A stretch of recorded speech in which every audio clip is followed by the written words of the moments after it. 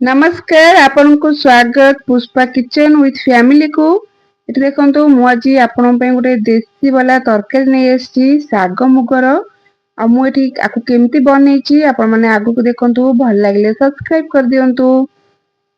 ये देखो मु दीटा कोसला शाग बिड़ा नहीं जाइए मुग डाल की नहीं जाइए गैस रे कड़े बसईदेली मुग डाल की भाजी नवा ये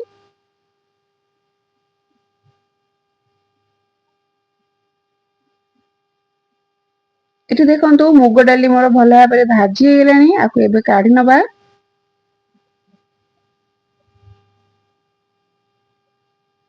मुग डाल की भल भाव में धोईकी बतुराई छाड़दबा। आउ मु कौन कौन परिबा व्यवहार करछि आपण मानको देखौछि। मु एठी कखारु नै जाइछि आ बाइगण सारू नै जाइछि। गैस रे कड़े बसितली और एठी पानी देतिली जो मुग डाल की बतुराई पे छाड़थिली ताको एठी देतिली स्वाद अनुसार लूण हल्दी देतिली। मुग डाल की दर सिझा पे बसई देतिली देखो दर सिझा हो गला सब परिया जो नेतिली एठी देइदेली।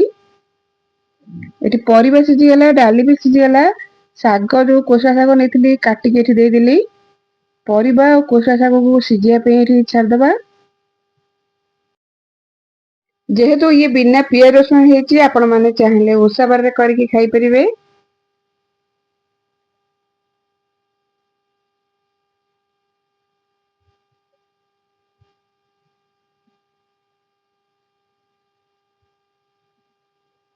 एठी भल भाव में गोले की छाड़दबा सिझिया पे। आउ एठी मु नड़िया फाळे नेची एठी तरकारी को भल भाव में गोली नहीं गली नड़िया जो कोरिक नेथिली ताको एठी देई देली। तरकारी हो गला कंप्लीट चलंतु छुंक दबा छुंक पे एठी गोटे पैन बसई दीची मु दे दीची देसी घी आपण चाहिले रिफाइन ऑयल दे परिबे। एठी सुखला लंका दे देली सोरिष फुटै नेली जेहेतु शाग तरकारी राग हेले भल लगे तो एठी दीटा कंचा लंका काटिकी नै जाइची। छुंक मोर प्रस्तुत हो गला चलंतु तरकारी दे दबा।